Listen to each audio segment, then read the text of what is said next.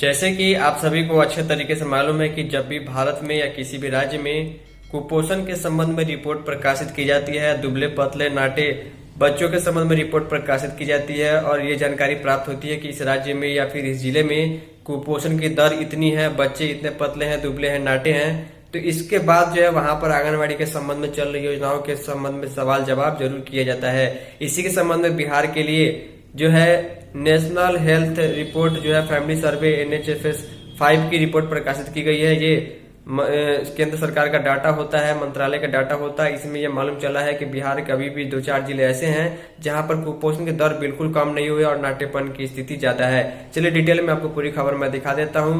कहीं ना कहीं इस पर आंगनबाड़ी से संबंधित योजनाओं पर सवाल उठ रहा है क्योंकि लाखों करोड़ रुपए खर्चा होता है पोषाहार के संबंध में, जागरूकता के संबंध, लेकिन फिर भी कुपोषण की दर क्यों नहीं कम हो रही है, इसके लिए ये बड़ा जो है नोटिफिकेशन या फिर पूरा रिपोर्ट प्रकाशित कराया जा रहा है। चलिए चलते खबर की ओर। नए चैनल को आप सब्सक्राइब जरूर कर दीजिएगा।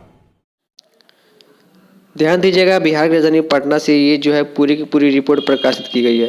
रिपोर्ट कोई छोटी मोटी रिपोर्ट नहीं है, ये NFHS 5 सर्वे की रिपोर्ट है। अब NFHS क्या होता है? नेशनल फैमिली हेल्थ सर्वे, यानी कि राष्ट्रीय स्तर पर फैमिली का हेल्थ जो है उसका सर्वे किया जाता है, उसका रिपोर्ट जारी किया जाता है। तो बिहार के कॉन्टेक्स्ट में पूरा डिटेल आया हुआ है कि कुपोषण की क्या स्थिति है।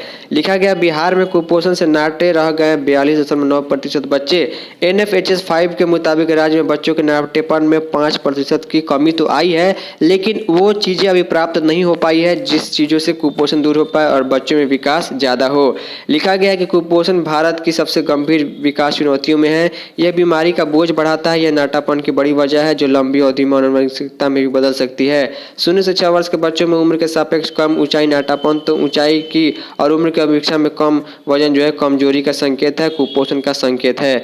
लिखा गया है कि औसतन भारत का हर बच्चा नाटेपन का शिकार है। वजन भी जो है मानक से कम है। यूपी में 44% बच्चों पर इसका असर देखा गया है, तो कई जिलों में इसका आंकड़ा 50% है। बिहार और झारखंड में जो है 42.9% का जो ये आंकड़ा देखा गया है, जबकि उत्तराखंड में मात्र 27% बच्चे जो है वो ग्रोथ फेल्योर से पीड़ित है, यानी कि उम्र के अनुसार उसका उतना ग्रोथ नहीं हो पाता जितना जो है वो होना चाहिए। लिखा गया है कि 5.4% गिरावट को आंगनबाड़ी केंद्र कुपोषण के खिलाफ जारी सुधार कार्यक्रम में जोड़कर देखा जा रहा है। यानी कि ये जो सुधार हुआ है 5.4% का बिहार भर के बच्चों में जो नाटेपन की समस्या थी उसमें 5.5% की कमी आई है। तो कहीं ना कहीं ये रिपोर्ट मानता है, सरकार मानती है कि इसमें जो है आंगनबाड़ी केंद्र पर जो सुविधाएं दी जा रही है, जो सेविकाओं द्वारा जो काम कराया जा रहा है, वो काम वास्तव में लाभ पहुँचा है। लिखा गया है कि सीतामढ़ी में 54.2% बच्चे सबसे अधिक नाटेपन के शिकार हैं। इसके अलावा जो है गर्भवती धात्री के संबंध में भी जानकारी दी गई है।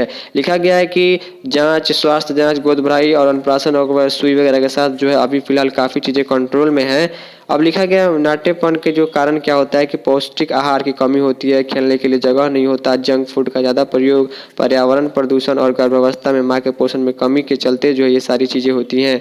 अब यहाँ पर जो है डॉक्टर AK जायसवाल जो है शिशु रोग विशेषज्ञ PMCH का, उनका कहना है कि शारीरिक विकास कम होने से जो बच्चे जल्दी बीमार होते हैं और वो कमज़ोर बने रहते हैं।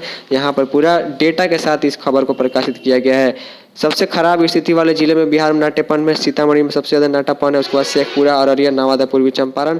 अच्छी स्थिति जो है वो गोपालगंज में है, वहाँ पर काफ़ी कम बच्चे नाटेपन के शिकार हैं। तो ये पूरी रिपोर्ट आप लोग देख पा रहे हैं। जितना आपको जरूरी था उतना मैंने आपको बता दिया। फिलहाल इस इन्फॉर्मेटिव वीडियो में इतना ही। तब तक के लिए धन्यवाद।